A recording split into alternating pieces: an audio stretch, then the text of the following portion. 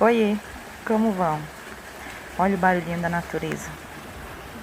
Esse córrego, ele é dentro, né, da chácara, bem pertinho mesmo da casa. A gente já comprou essa chácara com a casinha de 3 cômodos. Tem bastante árvore frutífera, né? E depois eu vou mostrar pra vocês nos próximos vídeos cada detalhe, né, que já veio. Tem bastante coisinha pra fazer ainda, mas a gente já comprou ela com bastante coisa já, tá bom?